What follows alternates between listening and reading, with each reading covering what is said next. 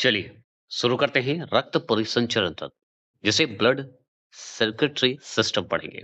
इसका मैंने एक शॉर्ट वीडियो में एआई में बनाया है, देख लीजिएगा। पूरा डिटेल है।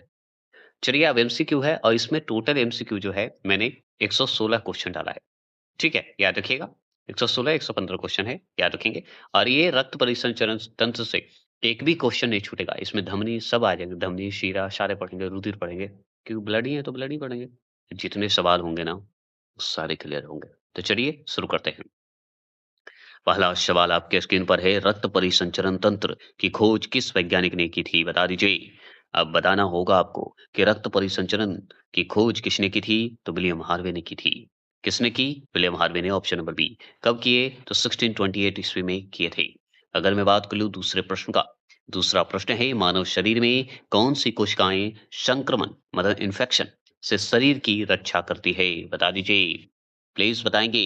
तो डब्ल्यूबीसी रक्षा करती है, श्वेत रक्त कणिकाएं करती है, याद रखेंगे। तीसरा प्रश्न है, वृद्ध अवस्था में व्यक्ति के रक्तदाब में सामान्यतः क्या परिवर्तन होता है। तो वृद्ध अवस्था में व्यक्ति के रक्तदाब जो ब्लड प्रेशर है उसमें क्या समानता होता है, क्या परिवर्तन है? रक्तदाब बढ़ जाता है। रक्तदाब स्थिर नहीं रहता है। ऑप्शन नंबर सी, रक्तदाब बढ़ जाता है। चौथे प्रश्न चौथे प्रश्न है, एक समान स्वस्थ व्यक्ति में या व्यक्ति के रक्त का औसत पीएच मान कितना होता है, बता दीजिए। तो रक्त का पीएच मान 7.4 पीएच मान होते हैं। ठीक है। चलिए, तो रक्त के जमने के मुक्ता जो है किस खनिज की आवश्यकता होती है जी। तो कैल्शियम की आवश्यकता होती है, ऑप्शन नंबर बी। चलिए, छठे प्रश्न क्या है कि लाल रक्त कणिका जिसे आरबीसी बोलते हैं शरीर के किस अंग में नष्ट होता है, बताइए किस अंग में नष्ट होगा। बताइए, ऑप्शन नंबर बताइए इसका। तो आरबीसी का अगर पूछा जाए ना तो प्लीहा स्पिनल, है ना। चलिए, उसी में जाकर नष्ट होता है, प्लीहा में, स्पिनल में, याद है। चलिए, सातवां प्रश्न, रक्त किस प्रकार का उत्तक है, टिश्यू है, बताइए।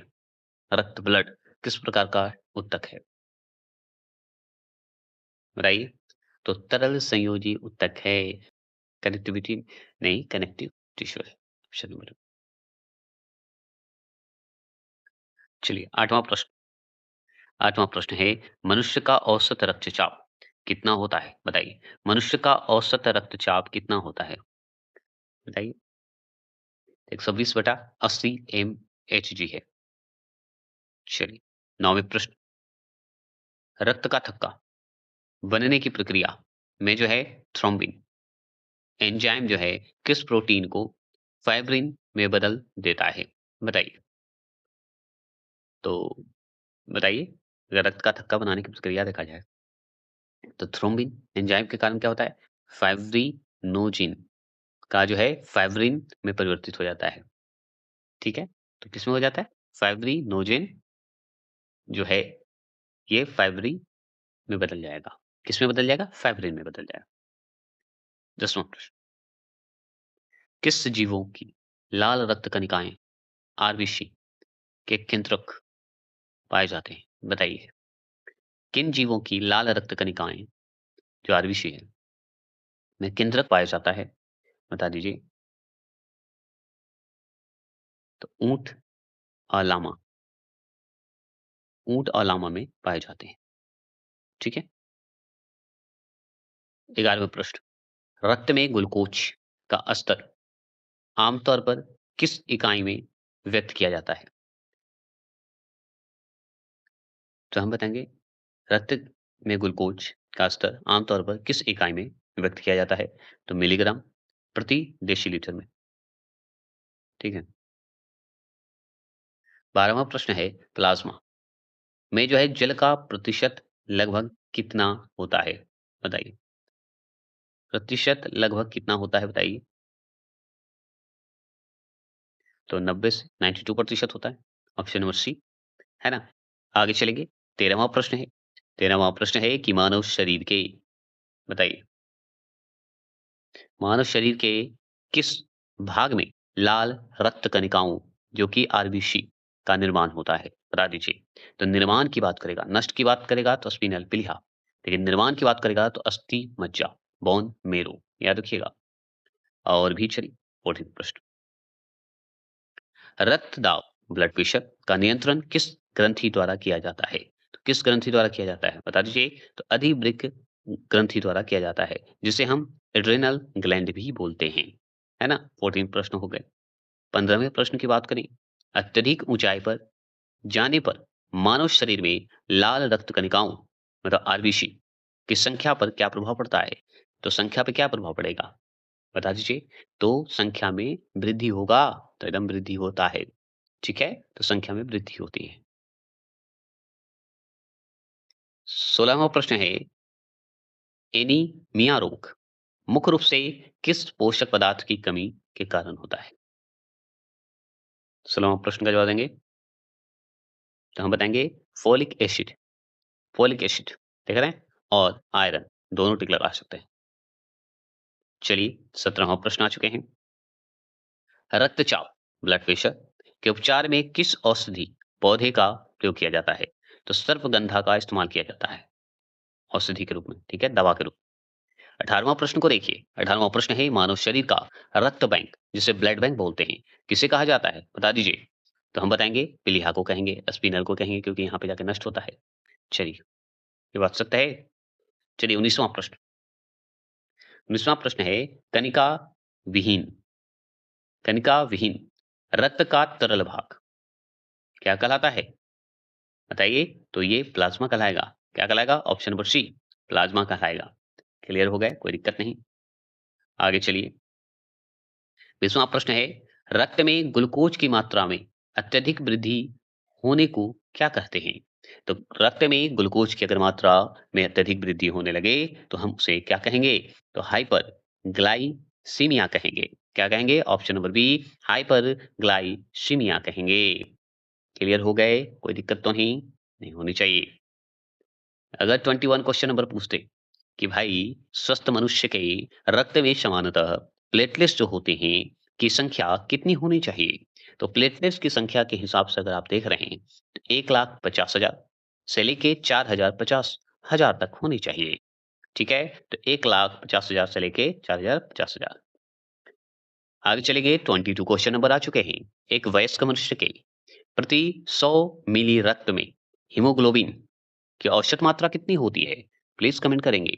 तो औसत मात्रा अगर पूछे एक वयस्क में हीमोग्लोबिन की औसत मात्रा, तो हम बताएंगे 14.5 ग्राम, मतलब 14 मतलब 14.5। ठीक है। 23 क्वेश्चन नंबर आ चुके हैं। और समान रूप से देखा जाए तो लाल रक्त कणिकाओं आरबीसी की आयु कितनी होती है? तो हम जानते हैं कि 120 दिन होती है। तो 100 से लेके 120 दिन के बताएंगे, ठीक लगा देंगे आरबीसी की एज के हिसाब से। आगे चलेंगे, 24 क्वेश्चन नंबर आ चुके हैं कि सिकल सेल एनीमिया रोग जो है किसकी विकृति के कारण होता है?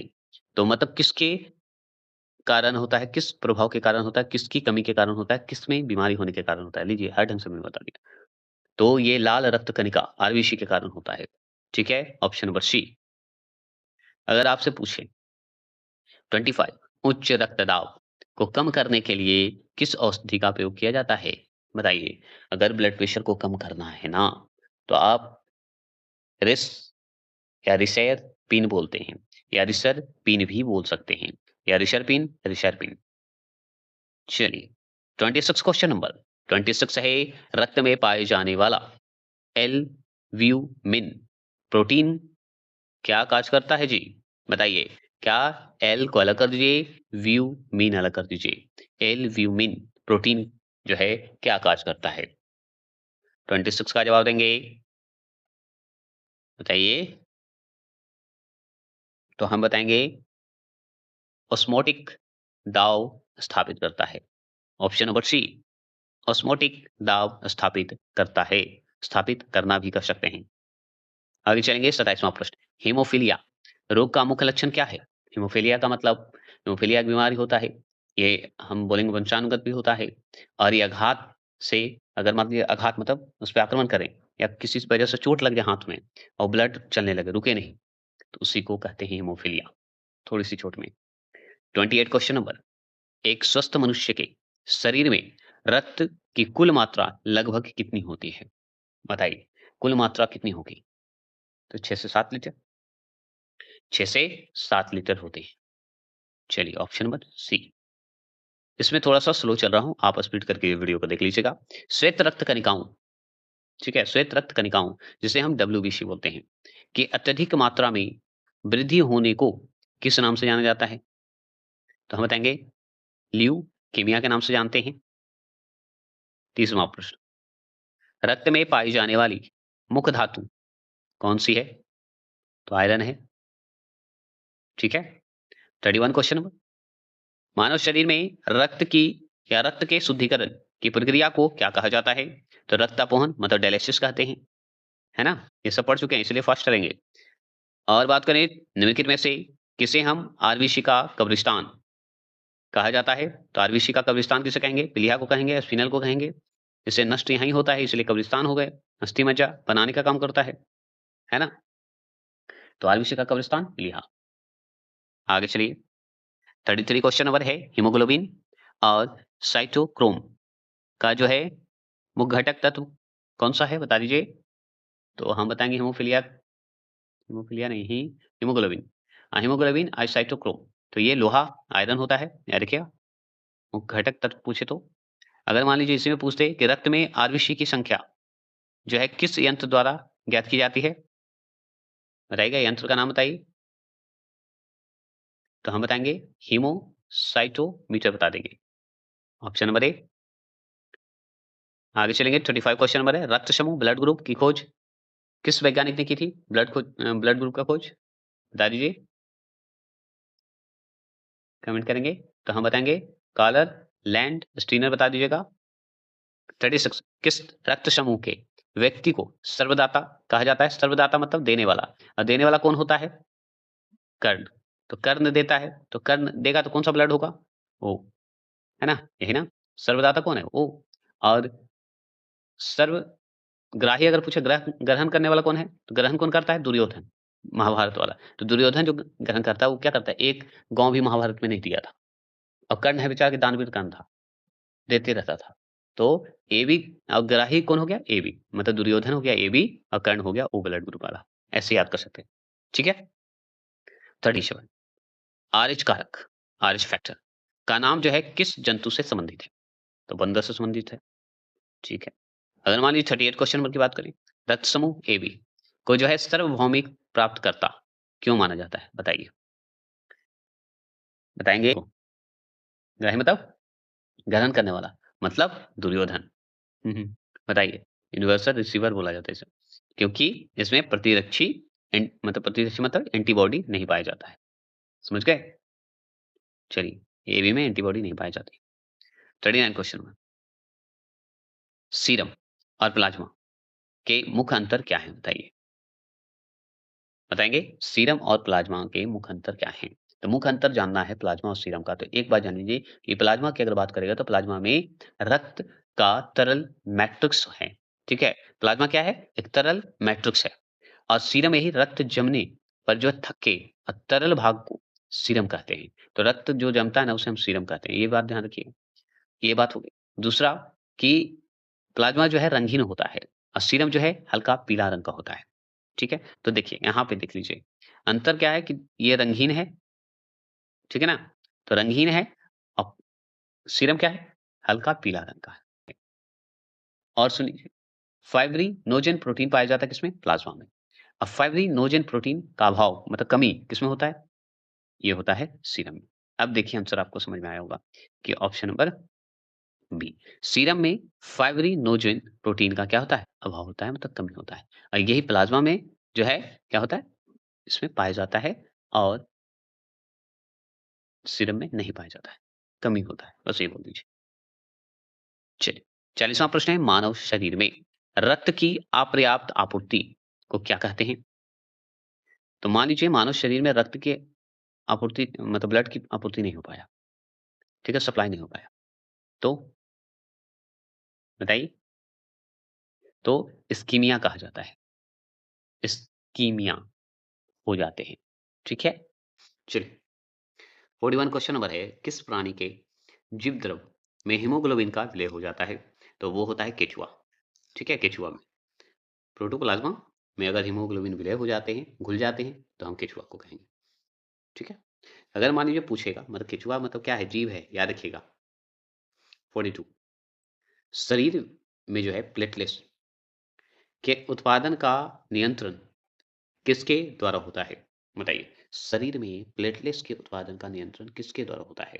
तो हम बताएँगे थ्रोम्बोपोइटीन के द्वारा होता है। क्या बताइएगा? थ्रोम्बोपोइटीन बता देंगे। ठीक है? 43 क्वेश्चन नंबर श्वेत रक्त कोशिकाओं जिसे हम डब्ल्यूबीसी बोलते हैं कि संख्या में होने वाली असमान कमी को क्या कहते हैं? तो हम बताएंगे ल्यूकोपेनिया कहेंगे। नहीं समझ में आया? ल्यूकोपेनिया कहेंगे। Option number B. थोड़ा फन करता हूँ, मस्ती करता हूँ और क्या करूंगा। 44 क्वेश्चन नंबर है इंसुलिन नामक हार्मोन्स का मुख्य कार्य जो होते हैं रक्त में किसकी मात्रा का नियंत्रण करना? बताइए। तो शर्करा का नियंत्रण करना। इंसुलिन नामक जो हार्मोन्स होते हैं उसका मुख्य कार्य यही है कि रक्त में जो है शर्करा का नियंत्रण कर सके, कंट्रोल कर सके। ठीक है? अगर मान लीजिए 45 क्वेश्चन नंबर 45 है रक्त में उपस्थित ग्लोब्यूलिन का मुख्य कार्य क्या है? बताइए। बताएंगे। तो ग्लोब्यूलिन एक था अल्ब्यूमिन। ठीक है? अब बताइए क्या होगा? दोनों में अंतर है। एक है ऑस्मोटिक दाब स्थापित करना, एक होता है ग्लोब्यूलिन जो होता है संक्रमण रोगों से रक्षा करना। तो संक्रमण रोगों से रक्षा करना ही कहलाता है ग्लोब्यूलिन। 46 निम्न रक्तदाब लो ब्लड प्रेशर, ठीक है, की स्थिति को जो है वैज्ञानिक भाषा में क्या कहा जाता है? तो हाइपोटेंशन कहते हैं। क्या कहते हैं? हाइपोटेंशन कर सकते हैं। 47 देख लिए रक्त समूह ए बी में कौन सा तत्व नहीं पाया जाता है जिसके कारण इसे सार्वभौमिक ग्राही कहा जाता है? तो इसमें जो है प्रतिरक्षा एंटीबॉडीज नहीं पाए जाते हैं, एंटीजन पाए जाते हैं। ठीक है, ये तो हम दोबारा कर दिए जानबूझ के। चलिए अगर मान लीजिए पूछते 48 क्वेश्चन। ठीक है, 48 क्वेश्चन नंबर है कि याद रखिएगा एग्लूटीनियस, ठीक है, टीनिनस शरीर में कहाँ उपस्थित होता है? बता दीजिए। तो हम बता देंगे रुधिर में, रुधिर प्लाज्मा में तथा सीरम दोनों में होते हैं। तो प्लाज्मा और सीरम दोनों में पाए जाते हैं ये। अगर मान लीजिए 49 क्वेश्चन नंबर पूछे रक्त में उपस्थित फाइब्रिनोजेन का मुख्य कार्य क्या है? बता दीजिए। फाइब्रिनोजेन का मुख्य कार्य क्या है? बताइए। बताइए। तो रक्त का स्कंदन करना, क्लॉटिंग कराना, ठीक है, करना। अब बताइए 50वां प्रश्न आरएच कारक, आरएच फैक्टर की खोज किस जंतु के आधार पर हुई? बता दीजिए। तो बंदर पर। चलिए रिपीट हुआ है क्वेश्चन। 51 क्वेश्चन में किस प्राणी के जीव द्रव मतलब प्रोटोप्लाज्मा में हीमोग्लोबिन का विलय हो जाता है? बताइए। तो केचुआ। ये भी दोबारा हो चुका है। चलिए आगे। अब बताइए शरीर में प्लेटलेट्स के उत्पादन का नियंत्रण किसके द्वारा होता है? तो हम बताएंगे थ्रोम्बोपोइटीन के कारण होता है। 53 क्वेश्चन नंबर श्वेत रक्त कोशिकाओं डब्ल्यूबीसी की संख्या में होने वाली असमान कमी को क्या कहते हैं? तो हम बताएंगे ल्यूकोपेनिया कहते हैं। 54 क्वेश्चन नंबर रुधिर प्लाज्मा में प्रतिरक्षीय प्रोटीन्स एंटीबॉडीज किसके कारण निर्मित होते हैं? तो हम बताएंगे लिम्फोसाइट के कारण हो जाते हैं। ठीक है। 55 क्वेश्चन नंबर है रक्त में उपस्थित ग्लोब्यूलिन का मुख्य कार्य क्या है? बताइए। ग्लोब्यूलिन का जिसका संक्रमण रोगों से रक्षा करना होता है। ठीक है, और एलोब्यूलिन आ जाएगा ना तो ऑटोमेटिक दाब स्थापित करना। 56 क्वेश्चन नंबर है कि निम्न रक्तदाब लो ब्लड प्रेशर की स्थिति को वैज्ञानिक भाषा में क्या कहते हैं? बताइए। अगर लो है तो क्या कहेगा और हाई है तो क्या कहेगा? तो हाई से हाइपरटेंशन, लो से हाइपोटेंशन। क्या ये बात सत्य है? बताइए। उच्च रक्तचाप रहेगा तो हाइपरटेंशन बोलेंगे। ठीक है, जो कि ए है उच्च वाले, और नीचे वाले तो निम्न ब्लड प्रेशर वाले में क्या होगा? हाइपोटेंशन बोलते हैं वैज्ञानिक भाषा में। ठीक है, हाइपोटेंशन।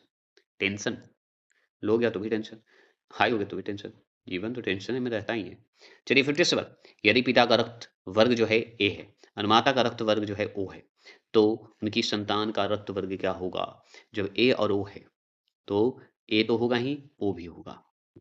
58 क्वेश्चन नंबर क्या है? सुनिए 58 क्वेश्चन नंबर है कि एल्गू टी निस, ठीक है, टिनिस बोल सकते हैं या टी नी नश भी बोल सकते हैं, कोई दिक्कत नहीं है। तो एल्गुटीनी नश भी बोल सकते हैं, क्योंकि न डबल है ना इसलिए। तो शरीर में कहाँ उपस्थित होता है? तो हम बताएँगे रुधिर, प्लाज़्मा और सीरम में उपस्थित होता है। सीरम याद रखिएगा, प्लाज़्मा, सीरम, रक्त ये सब में जो है अंतर मैंने बताया है। इसका एमसीक्यू भी लाया है, जो कि मैंने एक पॉइंट करवाया। 59 क्वेश्चन नंबर है कि रक्त में उपस्थित फाइब्रिनोजेन का मुख्य कार्य क्या है बताइए? तो रक्त में उपस्थित फाइब्रिनोजेन का मुख्य कार्य क्या है? तो रक्त का स्कंदन करना, रक्त क्लॉटिंग करना, ठीक है? अगर मान लीजिए 60वां प्रश्न आपसे पूछे, क्या पूछे? 60वां प्रश्न कि रक्त के द्रव द्रव मतलब लिक्विड टाइप का, के छनकर, ठीक है? मोमेन संपूर्ण, क्या नाम है? मोमेन कैप्सूल बोलिए, संपूर्ण मतलब कैप्सूल की गुहा में पहुँचने की प्रक्रिया क्या कहलाती है? मतलब गुहा कैविटी याद रखिएगा। तो गुहा में पहुँचने की प्रक्रिया क्या कहलाती है? प्रानिषंदन कहलाता है, सकते हैं। जिसे हम इंग्लिश में बोलेंगे अल्ट्रा फिल्ट्रक्शन, ठीक है? ऐसे याद कर सकते हैं। अगर मान लीजिए 61 क्वेश्चन नंबर पूछिए कि रुधिर के प्रतिजन, प्रतिजन को बोलते हैं एंटीजन और प्रतिरक्षा को बोलते हैं एंटीबॉडी। ये दोनों ध्यान रखिएगा। तो रुधिर के एंटीजन रासायनिक रूप से क्या होते हैं? तो एंटीजन जैसे ही आ जाए ब्लड के लिए, ब्लड के एंटीजन के रूप में तो हम बोलेंगे ग्लाइको प्रोटीन बोलेंगे। क्या होते हैं? ग्लाइको ये प्रोटीन होते हैं। कौन? एंटीजन। अगर मान लीजिए पूछते हैं 62 क्वेश्चन नंबर कि किस रक्त समूह मतलब ब्लड ग्रुप में दोनों प्रकार के एंटीबॉडी पाए जाते हैं? दोनों प्रकार का ब्लड ग्रुप में दोनों प्रकार के एंटीबॉडी पाए जाते हैं। तो हम बताएँगे इसमें जो एंटीबॉडी शब्द आएगा, ठीक है? एंटीजन नहीं एंटीबॉडी। तो देखिए अ, इसका आंसर का जवाब दीजिए फटाफट। तो इसका आंसर का जवाब होगा ऑप्शन नंबर डी रक्त O। रक्त O में दोनों प्रकार के एंटीबॉडी होते हैं। एंटीजन इसमें आपको मिलेगा, एंटीबॉडी AB में नहीं मिलेगा, है ना? ये ध्यान रखिए। अगर मान लीजिए आपसे पूछे 63 क्वेश्चन हो, 63 क्वेश्चन नंबर क्या है कि रुधिर वर्ग जो ब्लड ग्रुप होते हैं, उसमें AB की खोज किन वैज्ञानिक ने की थी? तो AB का खोज करने वाला वैज्ञानिक का नाम बता सकते हैं तो प्लीज़ बताइए, कमेंट कर सकते हैं, नोट करिए, ठीक है? तो हम बोलेंगे ब्लड ग्रुप का अगर खोज पूछता, तो लैंड एस्टीनर याद रखते हैं। लेकिन यहाँ पे AB ब्लड ग्रुप का खोज किए, लेकिन यहाँ पे लैंड एस्टीनर तो नहीं होगा, क्या होगा? ऑप्शन नंबर बी सही होगा। डी ऐसे पूरा नाम है इनका डेका, यहाँ पे डीके लिख दिया है, ठीक है? तो डेका पूरा नाम है। क्या नाम है? डेका अस्टेलो पूरा नाम है और यहाँ पे डीके अस्टेलो ये भी गलत नहीं है, तो वो नाम कुछ भी दे सकता है, ठीक है? तो डेका अस्टेलो और अस्टरली बता दीजिएगा। और याद रखिए कभी-कभी अस्टरली को एक और नाम से जाना जाता है, जो कि पूरा नाम क्या है कि अस्टूरली। अस्टरली जो पढ़ रहे हैं, अस्टूरली भी बोलते हैं। इन्हीं का नाम है, बस तरीका चेंज हो गया है। अगर मान लीजिए 64 क्वेश्चन नंबर पूछे कि यदि माता-पिता दोनों का जो रक्त समूह O है, तो बच्चा जो होगा, कौन-सा रक्त समूह का होगा? संभावित समूह पूछ रहा है, ये रक्त समूह होगा, बताइए। तो O अगर है, तो बताइए क्या सभी होंगे? कमेंट कीजिए, बताइए। तो सिर्फ केवल O ही होगा, ठीक है? याद रखिए। असंभावित पूछता ना तो सब होता है ए, बी, ए, बी, ठीक है? संभावित O। 66 क्वेश्चन नंबर है कि किस रक्त समूह में कोई भी प्रतिजन मतलब एंटीजन नहीं पाया जाता है? तो एंटीजन नहीं पाया जाता किसमें? बताइए, बता दीजिए। तो देखिए एंटीबॉडीज़ पाई जाती है ओ में, तो मतलब एंटीजन कहाँ नहीं पाया जाएगा? ए ओ में, ठीक है? तो इसमें एंटीबॉडी पाया जाएगा और एबी में क्या पाया जाएगा? एंटीजन। तो पूछ क्या रहा है? नहीं पाया जाता है, मतलब ऑप्शन नंबर सी सही होगा, ठीक है। आगे है कि मनुष्य में 67 मनुष्य में एंटीजन कितने प्रकार के होते हैं? मनुष्य में एंटीजन जो होते हैं कितने प्रकार के होते हैं? तो एंटीजन जो होते हैं 2 प्रकार के होते हैं, ए और बी, ठीक है? तो 2 प्रकार के होते हैं। चलिए ये भी क्लियर हो गया। 68 क्वेश्चन नंबर 68 क्वेश्चन नंबर है कि एंटीबॉडीज़ को अन्य किस नाम से जाना जाता है? बताइए, अन्य किस नाम से जानते हैं उसे? एंटीबॉडीज़ को। तो हम इसे आप ये भी कह सकते हैं एंटीबॉडीज़ को एंटीबॉडीज़ जो होते हैं उसे हम कहते क्या हैं? तो हम बोलते हैं एल्गुटिनिस। देखिए यहाँ पे निस भी लिख सकते हैं, कोई गलत नहीं है। तो एल्गुटिनिस आगे चलेंगे 69 रुधिर वर्ग AB वाले व्यक्ति को यदि उसके माता-पिता से AB जीन्स प्राप्त होते हैं, जीन्स मतलब जीन प्राप्त होते हैं, तो उसमें कौन-सा प्रतिजन मतलब एंटीजन प्रभावी होगा? बता दीजिए। तो अगर मान लीजिए द्वितीय वर्ग में अगर देखा जाए कि ए बी जीन्स मिल जाएगा माता-पिता से, तो इसमें जो इंटीजर होंगे वो ए और बी का होंगे, है ना? क्या होंगे? इंटीजर ए तथा बी दोनों होंगे। 70 प्रश्न का है इंटीजर का मुख्य कार्य जो है क्या कहलाता है? तो इंटीजर का मुख्य कार्य क्या होता है? तो हम कहेंगे एंटीबॉडी के निर्माण में उद्दीपक का काम करता है। आप ये कह सकते हैं कि जो एंटीबॉडी है उसके निर्माण के लिए स्टिमुलेट का काम करता है, उद्दीपित का काम करता है, सहारा का काम करता है, ठीक है? याद रखिए प्रतिरोधी के रूप में ये प्रेरित करता है। चलिए 71 क्वेश्चन में यदि माता और पिता दोनों का रक्त समूह जो होता है AB है, तो बच्चों में कौन-सा रक्त समूह असंभावित है? ठीक है? असंभावित है। मतलब असंभावित मतलब नहीं हो सकता। तो अगर AB जिनके हैं, मतलब AB माता-पिता दोनों AB हैं, तो इसमें जो संभावित होंगे वो तो A, B, IB तीनों होगा। तो वही तो बचा जो कि नहीं हो सकता, असंभावित होगा। ठीक है? चलिए 72 क्वेश्चन नंबर 72 क्वेश्चन नंबर है कि दिल का दौरा, हार्ट अटैक पड़ने के बाद के पहले 1 घंटे के समय को किस नाम से जाना जाता है? बताइए किस नाम से जानिएगा? पता है? हार्ट अटैक एक गोल्डन आवर कहा जाता है। इसलिए जिनको अगर हार्ट अटैक होता है, तो वो समझिए कि भगवान आपको मुक्ति का मार्ग बहुत सरल कर दिए, ज़्यादा तकलीफ नहीं देंगे। समझ गए? ये प्रक्रिया है। तो हार्ट अटैक को समझिए ईश्वर का आशीर्वाद गोल्डन है वो, ठीक है? चलिए, हृदय की धड़कन, हार्ट बीट को नियंत्रित करने के लिए किस खनिज की जो है महत्वपूर्ण भूमिका होती है? बताइए। तो हृदय की धड़कन, हार्ट बीट को नियंत्रित करने के लिए किस खनिज की महत्वपूर्ण भूमिका होती है? बता सकते हैं? बताइए, कमेंट कर सकते हैं। आपके सामने है, बताइए।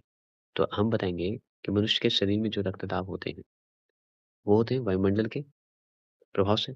अब इसमें आपसे पूछ क्या रहा है कि हृदय की अगर धड़कन है, आपको कंट्रोल करना है, तो कौन-सा खनिज इस्तेमाल करिएगा? तो सोडियम करेंगे, Na का इस्तेमाल करेंगे। तो ऑप्शन नंबर सी। चलिए, अगर मान लीजिए 74 क्वेश्चन में पूछे कि एक धड़कन या हृदय गति की एक आवृत्ति में लगभग कितना समय लगता है? तो बताएँगे 0.8 सेकंड लगता है। समझ रहे हैं? रक्त परिसंचरण तंत्र से सारे सवाल हैं। अगर पूछे 75 मानव शरीर की सबसे लंबी शिरा, जो वेन होते हैं, शिरा को वेन बोला जाता है। शरीर के किस भाग में उपस्थित होता है? बताइए। मतलब मानव शरीर का सबसे लंबा शिरा पूछ रहा है, तो वो पैर में होगा, ठीक है? वेन जो है पैर में दिखेगा। अगर मान लीजिए 76 क्वेश्चन नंबर रक्तचाप मतलब ब्लड प्रेशर मापने के लिए किस उपकरण या यंत्र का प्रयोग किया जाता है? बता दीजिए।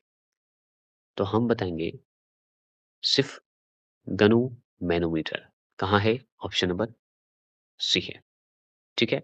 याद रखिएगा वो जो पैर वाला मैंने बताया सबसे लंबी शिरा जो है पैर में है। पैर में उपस्थित जो होते हैं ग्रेट सेफिनल्स शिरा भी बोला जाता है उसे। और ये ब्लड प्रेशर को मापने वाले यंत्र का सिग्मो मैनोमीटर बोल दीजिएगा, ठीक है? याद रखिएगा या सिग्नो मैनो भी मीटर बोला जाता है। 77 क्वेश्चन नंबर मानव शरीर की सबसे बड़ी धमनी आर्टरी कौन-सी है? बता दीजिए। मानव शरीर की सबसे बड़ी धमनी बता दीजिए। तो हम बताएँगे महाधमनी, ठीक है? कहाँ है? Option number B. सबसे बड़ी तो महान लग गया महाधमनी। अब इसमें देखिए कि 78 है कि शुद्ध रक्त, प्योर ब्लड के प्रवाह का सही क्रम क्या है? बताइए। तो सही क्रम क्या होगा? आगे हृदय होगा, ठीक है? फिर महाधमनी होंगे, फिर धमनियाँ होंगे, फिर धमनिकाएँ होंगे, फिर कोशिकाएँ होंगे, फिर अंग होंगे। ये अंत में जाके अंग के रूप का जो है अवतार होता है। क्लियर? चलिए 79 क्वेश्चन नंबर आ चुके हैं कि मनुष्य के कोलेस्ट्रॉल की सामान्य सीमा कितनी होती है? तो मनुष्य में कोलेस्ट्रॉल की सामान्य सीमा जो है कितनी होती है? बता दीजिए। तो हम बताएँगे कि 150 से लेके 260 mg तक होते हैं। ठीक है? Option number C. चलिए 80 प्रश्न। रक्त को हृदय के ऊतकों मतलब हार्ट टिश्यूज़ बोलते हैं, तक पहुँचने वाली धमनियाँ आर्टरी जो है क्या कहलाती है? बताइए। तो उस आर्टरी को हम कहते हैं क्या कहते हैं? उस आर्टरी को कहते हैं क्या? उसे कहेंगे कोरोनरी धमनियाँ कहेंगे। क्या कहेंगे? कोरोनरी धमनियाँ कहते हैं। कोई दिक्कत नहीं है। आगे चलिए। आगे आपसे पूछिए 81 क्वेश्चन नंबर कि जैव प्रक्रिया को तीव्र करने में जो है कौन-सा पदार्थ उत्तरदायी है? कौन-सा पदार्थ उत्तरदायी है? बता दीजिए। तो हम बताएँगे एंजाइम, इसमें सोचना ही नहीं है। चलिए धमनी की बात करते हैं। धमनी से संबंधित महत्वपूर्ण जो प्रश्न हैं, अब हम चलेंगे, जितने भी बने हैं। उसी तरह शिरा का भी चलेंगे। तो 82 से धमनी का सवाल देखते हैं। तो धमनियों में रुधिर मतलब ब्लड के प्रवाह की दिशा क्या कहलाती है? क्या कहलाएगा बताइए? अगर धमनियों में रुधिर जो है, इसका जो प्रवाह है, कहाँ होगा? तो हृदय से अंगों की ओर प्रवाहित होगा। अंगों के मतलब शरीर के अंगों की ओर जाएगा। अंगों से हृदय की ओर नहीं जाएगा, याद रखिएगा। हार्ट से शरीर की ओर जाएगा धमनी, ठीक है? याद रखिएगा। 83 क्वेश्चन नंबर, धमनी से दूसरा प्रश्न। धमनियों की दीवारों मतलब आर्टरी जिसे बोलते हैं, सिरों की तुलना में कैसी होती है? मतलब वेन की तुलना में कैसी होती है? बताइए। तो ये पतली और कम लचीली होती है। क्या दीवारों के रूप में देखा जाए? तो देखिए ये धमनी जो होती है वो मोटी और लचीला होता है, ठीक है? और ये पतली और कम लचीला तो भाई सिरा होगा। तो ये अत्यधिक मोटी और लचीली होती है। कौन? धमनियाँ। ये हो गए। अगर धमनी से तीसरा प्रश्न देखें, 84 क्वेश्चन में, धमनियों में जो है रक्त का प्रवाह मतलब ब्लड का प्रवाह किस प्रकार होता है? बहुत धीमी गति से कि तेज गति से बताइए? तो देखिए इसमें जो हृदय की धड़कन के कारण क्या होता है, इसमें जो ब्लड होते हैं रुक-रुक कर उसके दबाव के साथ प्रवाहित होते हैं, ठीक है? तो रुक-रुक कर होते हैं। रुक-रुक कर अधिक दबाव के साथ ये प्रवाह होते हैं। अगर मान लीजिए पूछे 85 क्वेश्चन में कि वह एकमात्र ध्वनि कौन-सी है जिसमें अशुद्ध रक्त बहता है? बताइए अशुद्ध ब्लड बहता है, तो वो पल्मोनरी ध्वनि कहते हैं। पल्मोनरी आर्टरी बोला जाता है। इसमें अशुद्ध रक्त होते हैं, याद रखिएगा। चलिए 86 क्वेश्चन नंबर है कि धमनियों की संरचना के संबंध में निम्नलिखित में कौन-सा कथन जो है सत्य है? तो कौन-सा कथन सत्य है ये जान लीजिए। तो देखिए सत्य तो आपका ऑप्शन नंबर बी है। इसमें कपाट अनुपस्थित होता है, मतलब इसमें कपाट नहीं होते, ठीक है? वेलवे बोलते हैं इसे, अनुपस्थित होते हैं, मतलब उपस्थित नहीं होते हैं, याद रखिएगा। अगर देखा जाए तो ये त्वचा के बिल्कुल ऊपर स्थित होते हैं,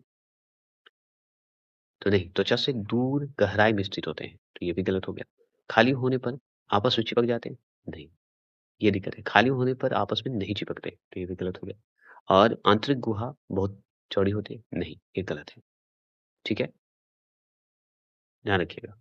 आंतरिक गुहा इसका नैरो होता है, छोटा होता है, तो ये भी गलत है। तो ऑप्शन नंबर बी इसका सही है। ध्वनि के बारे में अगर पूरा जाने हैं। अब सीरा से हम जो सवाल लाए हैं, इसमें 10 सवाल डाले हैं। 10 सवाल है, जिसमें लसिका तंत्र का भी सवाल होगा इसी से। शीरा का जो है पहला सवाल देखते हैं 87 क्वेश्चन नंबर। सिरों में जो है जो रुधिर मतलब ब्लड के प्रवाह की दिशा कैसी होती है? तो हम पढ़े थे धमनी में हृदय से लेके अंग की ओर। तो इसमें अंग से लेके उल्टा कर दीजिए सिरा में, अंग से लेके हृदय में कर दीजिए। तो अंग से लेके हृदय की ओर चला जाएगा। ये हो गया। चलिए 88 क्वेश्चन नंबर 88 क्वेश्चन नंबर है कि सिरों में रक्त के बहाव की गति कैसी होती है? अब बताइए धमनी में हम पढ़े थे रुक-रुक कर, तो इसमें कैसा होगा? गति धीमी होगी, एक समान रहेगी। बहाव की गति क्या होगा? धीमी रहेगी और एक समान रहेगा, तो ऑप्शन नंबर बी रहेगा। चलिए 89 सवाल कि सिरों की आंतरिक गुहा जो होती है, धमनियों की तुलना में कैसी होती है? तो धमनी तो हमारा संकीर्ण है, तो इससे मतलब बड़ी होती है, मतलब आप इसे चौड़ी भी बोल सकते हैं, ठीक है? चौड़ी होती है और धमनी संकीर्ण होती है, ये धमनी का है। चलिए 90 प्रश्न 90 प्रश्न है कि सिरों में रक्त की विपरीत दिशा में बहने से जो है रोकने के लिए क्या पाया जाता है? तो अगर शिरा के रक्त को हम विपरीत दिशा में बहने से रोकना है, मतलब विपरीत दिशा मतलब उल्टी दिशा में, बताइए। तो इसमें कपाट का भूमिका होती है। मतलब कि इसमें जो शिरा में कपाट रक्त को विपरीत दिशा में प्रवाहित होने से रोकती है, याद रखिएगा। और धमनी में कपाट का क्या काम है? अनुपस्थित होता है, कपाट होता ही नहीं। यही सवाल था। 91 सवाल क्या है? कि वह कौन-सी एकमात्र शिरा है, जिसमें शुद्ध रक्त प्रवाहित होता है? तो इसमें शुद्ध रक्त प्रवाहित होता है, तो ये है पल्मोनरी शिरा। अशुद्ध रक्त आ जाए, तो पल्मोनरी धमनी, है ना? ऐसे याद कर लीजिएगा। 92 क्वेश्चन में 92 है कि शिराएँ आमतौर पर मतलब वेन आमतौर पर शरीर के किस भाग में स्थित होते हैं? बताइए। त्वचा के समीप होते हैं कि त्वचा से दूर? दूर तो होगा धमनी, ठीक है? लेकिन समीप होगा तो शिरा, ठीक है? चलिए, ये भी क्लियर। 93 क्वेश्चन नंबर कि सोते समय मनुष्य के रक्तदाब मतलब ब्लड प्रेशर में जो है क्या परिवर्तन होता है? तो सोते समय क्या होता है? रक्त का दाब घट जाता है, रक्तदाब बढ़ जाता है। बताइए, तो सोते समय जो है रुधिर क्या रहेगा? बताएँगे? तो ऑप्शन नंबर रक्तदाब घट जाता है, उस समय बढ़ेगा थोड़ी, आना शून्य होगा। 94 क्वेश्चन नंबर कि प्राकृतिक पेसमेकर किसे कहा जाता है? प्राकृतिक पेसमेकर बताइए। प्राकृतिक पेसमेकर तो हम बताएँगे सीनो एट्रियल नोड को बोलते हैं, जिसे हम शॉर्ट में एसए नोड भी बोलते हैं। ठीक, चलिए 95 क्वेश्चन नंबर आ चुके हैं कि लसिका में कौन-सी रक्त कणिकाएँ अनुपस्थित होती है? तो लसिका में अब देखिए ब्लड और लसिका का जब अंतर करेगा तो लसिका में पूछेगा कि बताइए कौन-सा रक्त इसमें आपको दिखेगा? तो लाल रक्त कणिका जो है अनुपस्थित होता है, आरबीसी इसमें नहीं होता है। तो अनुपस्थित पूछ रहा है आपसे तो आरबीसी क्या है? आरबीसी क्या होता है? अनुपस्थित होता है। अगर आपसे पूछेगा 96 क्वेश्चन नंबर रुधिर वाहिनियों में रक्त के या रक्त को जमने से रोकने वाला पदार्थ कौन-सा है? तो रक्त को रोकने वाला पदार्थ बताइए कौन-सा होगा? ठीक है? तो हिपेरिन का नाम सुने होंगे, हिपेरिन। ये जो है रक्त को जमने से रोक देता है।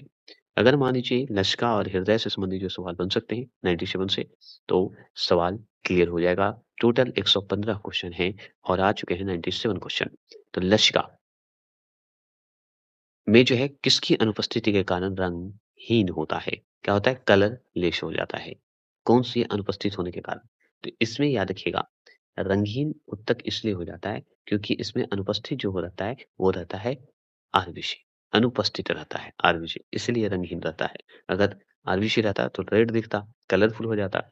आगे चलेंगे 98 रुधिर की तुलना में मतलब रुधिर मतलब ब्लड, याद रखिए ब्लड की तुलना में लसिका में जो है किसकी मात्रा अधिक पाई जाती है? बताइए किसकी मात्रा अधिक पाई जाती है? तो देखिए अगर देखा जाए तो इसमें तो हम आरबीसी होता नहीं है। ऐसे सार्वधिक अगर पूछा जाए संख्या के रूप में तो हम लिम्फोसाइट का नाम सुनते हैं। लेकिन सवाल हमसे क्या पूछा है कि लसिका में किसकी मात्रा अधिक पाई जाती है? मात्रा पूछ रहा है, बताइए। तो उत्सर्जी पदार्थ को इसमें ज़्यादा इम्पोर्टेंट दिया गया है। किसमें? लसिका में। 99 क्वेश्चन नंबर है कि लसिका तंत्र का मुख्य कार्य क्या है? तो लसिका तंत्र का मुख्य कार्य यही होगा कि इसमें जो थक्का जमने की शक्ति होती है, इसमें निहित होती है। ठीक है? तो रक्त का थक्का जमाना इसमें निहित होती है, किसमें? लसिका तंत्र में। ठीक है? और रक्त में क्या होता है? थक्का जो है बन जाता है। अगर मान लीजिए 100वाँ प्रश्न पूछे कि हृदय का प्राकृतिक पेसमेकर किसे कहा जाता है? तो हम बताएँगे सिनो-एट्रियल नोड को बोलते हैं। अगर मान लीजिए 101 प्रश्न पूछे कि मनुष्य का हृदय 1 मिनट में औसतन कितनी बार धड़कता है? बता दीजिए, तो हम 72 बार बोल देंगे, 72। अगर आपसे पूछे 102वाँ प्रश्न कि हृदय की धड़कन को सुनने के लिए डॉक्टर किस यंत्र का उपयोग करते हैं? बताइए। तो हृदय की धड़कन को सुनने के लिए जो डॉक्टर होते हैं बताइए, तो हम बताएँगे स्टेथोस्कोप का इस्तेमाल करते हैं, हृदय की धड़कन सुनने के लिए डॉक्टर, है ना? चलिए अ, ईसीजी का टीका किस लिए होता है? बताइए, ईसीजी क्यों करवाया जाता है? और एक ईईजी क्यों करवाया जाता है? बताइए, कौन-सा ये दोनों में से हृदय का है और कौन-सा ब्रेन के लिए?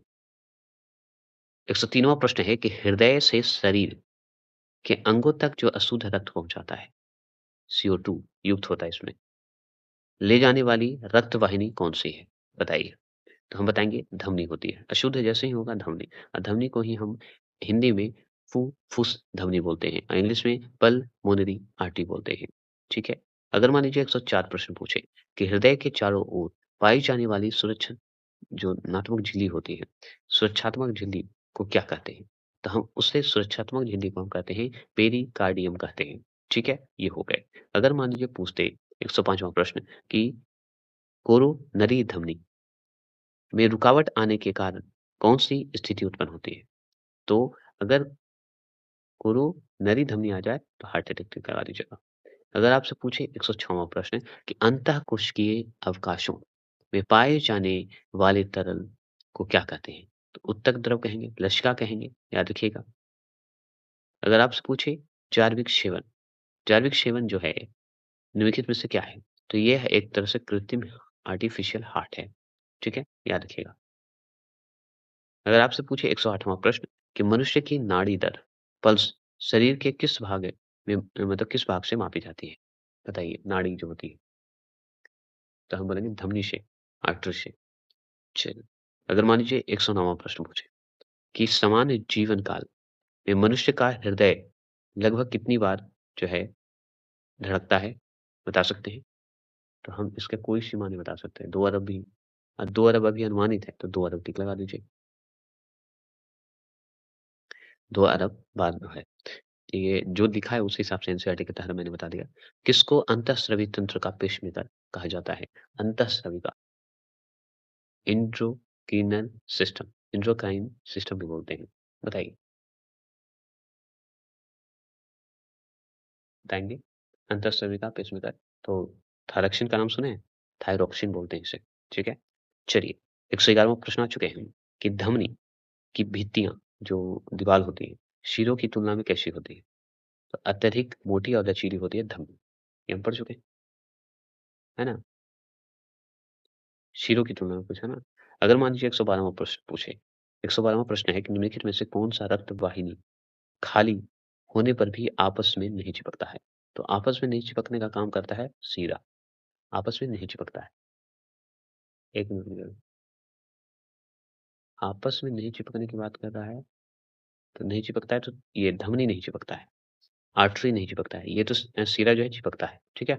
यहाँ देखिए, अगर आपसे पूछे 113वां प्रश्न, 113वां प्रश्न है कि लसिका में जो है किसकी उपस्थिति जो होता है, इससे संक्रमण से लड़ने में सक्षम बनाता है। तो लसिका में कौन-सा चीज़ उपस्थित होता है जो कि हमको संक्रमण से लड़ने की हिम्मत बताता है? तो lymphocyte, option number B lymphocyte. अगर मान लीजिए 114वें प्रश्न क्या होते हैं? फेफड़ों से हृदय तक ऑक्सीजन युक्त मतलब शुद्ध रक्त लाने वाली वाहिनी कौन-सी है? तो शुद्ध रक्त जैसे ही आएगा, तो हम बताएँगे सीरा, पल्मोनरी सीरा लगा देगा। अशुद्ध पूछे तो धमनी, है ना? अगर चलिए 115वां प्रश्न की बात करते हैं, तो रुधिर, ब्लड की तुलना में लसिका में जो है फाइब्रिनोजेन की मात्रा कैसी होती है? बताइए, तो कैसी होगी? बताइए कि इसमें जो है ऑप्शन गलत दे दिया है, उल्टा हो गया। इसको ऑप्शन में देना चाहिए था और ये सवाल पूछना चाहिए था कि मात्रा के हिसाब से कौन है? चलिए तो इसमें छोड़ दीजिए 115वां 116वां प्रश्न अंतिम प्रश्न ये है कि हृदय की धड़कन को प्रारंभ करने का कार्य किसका है? बताइए। हृदय की धड़कन को शुरू करने का कार्य किसका है बताइए? तो ऑप्शन नंबर ए पेसमेकर। तो ये हो गए रक्त परिसंचरण तंत्र का खत्म। कैसा लगा ये वीडियो ज़रूर बताइएगा। इसमें हम थोड़ा स्लो चले हम जानते हैं। आप स्पीड कर लीजिएगा। नेक्स्ट वीडियो में और भी जोश और एनर्जी के साथ आएँगे। तो चलिए अभी के लिए इतना ही। जय हिंद, जय भारत।